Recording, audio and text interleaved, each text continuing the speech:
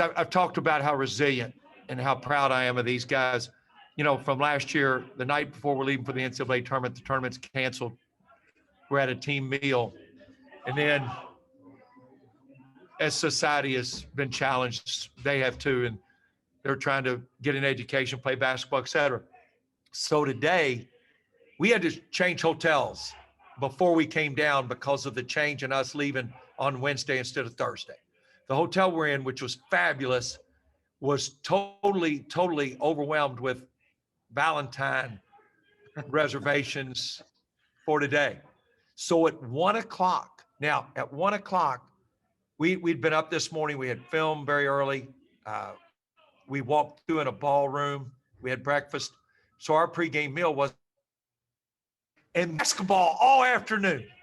We watched ASUN basketball. We watched Oklahoma, West Virginia, 2 overtimes. We watched more ASUN basketball. We watched some Georgia. We watched Tennessee.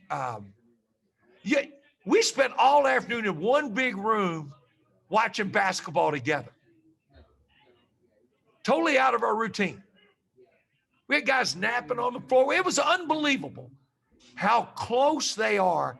And then to come, and I'm not going to hide what I said to them after the game. The last possessions, that group went inside out, which we talked about in the timeout, and they did well. That was great basketball tonight. I mean, I've never seen a team only shot 5 twos, if I'm not mistaken, the first half.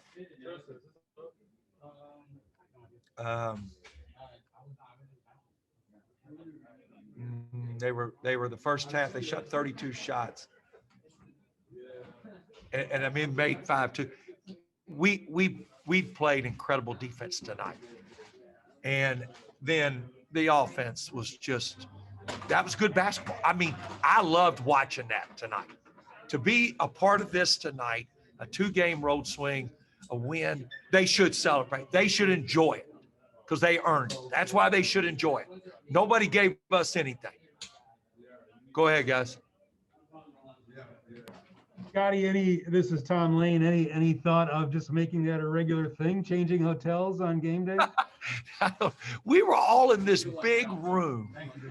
I should have taken pictures, but I didn't want.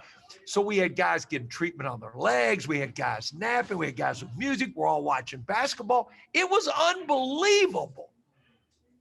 I mean, Tom, I know, hear me who wants to micromanage every second of every day that's perfect. And the woman knocks on my room and says, "Yes, sir, y'all got to get out." I said, "Well, I thought we had like a late trickle. Well, we're overwhelmed. You got to go." I'm scrambling, grabbing, shaving, let's go. I don't know. Maybe we do change it. Here's what I picture in the hotels is guys like running down the hall and Justin Betts just jumps out of his room and takes a charge. Practicing?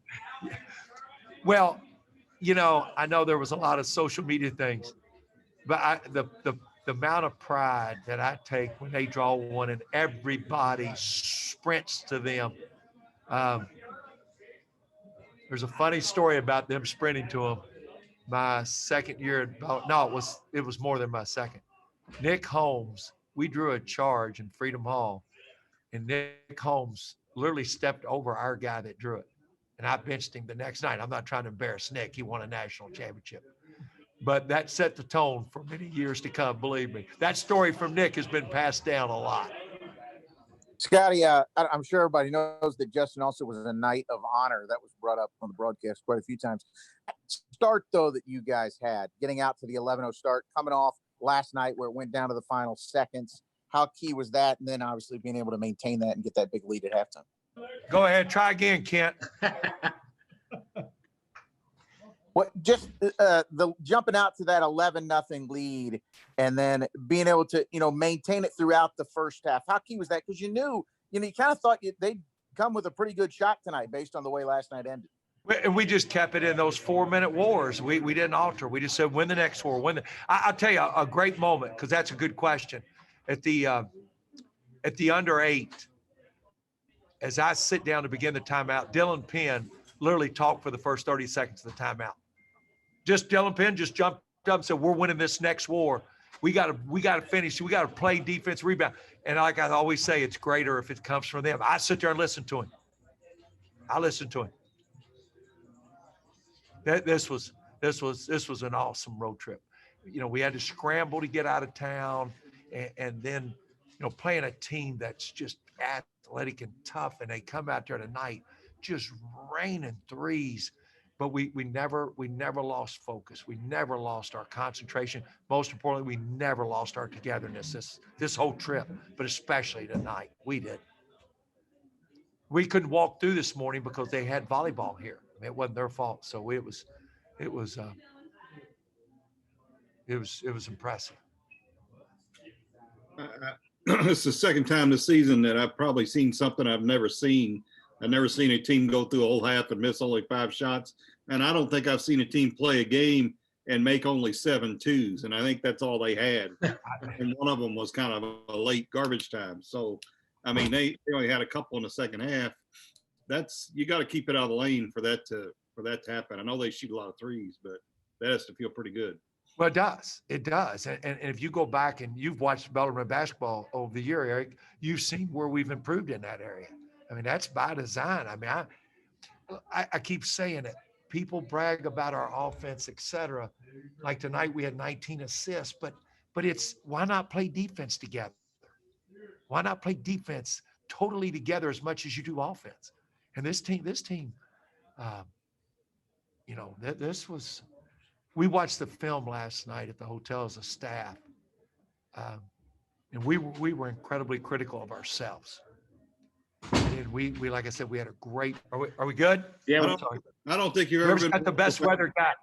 I mean, should we just leave and go on to Jacksonville and just leave from here? If you got that option. No, we got school. With all the stuff you got, I mean, it's not the first curveball you've ever had when you're on the road.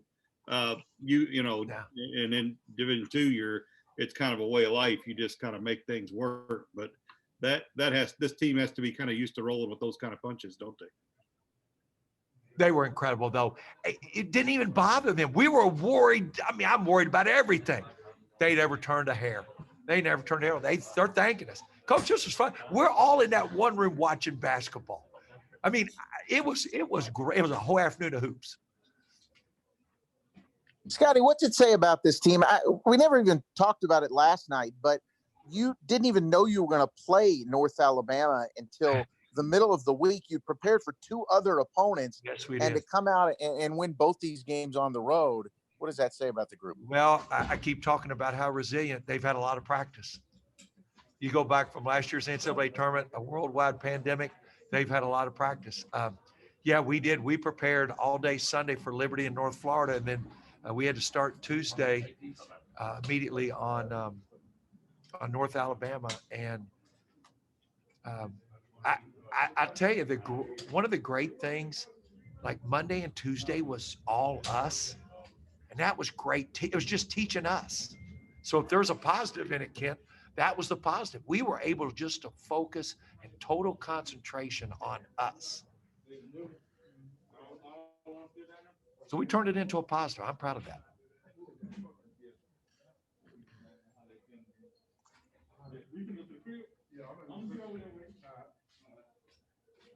The other thing on the having to get ready without knowing who you're going to play, I guess, I mean, we need to acknowledge you guys are not the easiest team to prepare for yourselves. And, you know, that had to be something too, to get ready to chase and play a team like that. Good point. But it was fair. It was the same for everybody. I mean, you know, these are just like I know we're all tired of it, but it's difficult times. I mean, it is. And we've got full understanding of that. We do.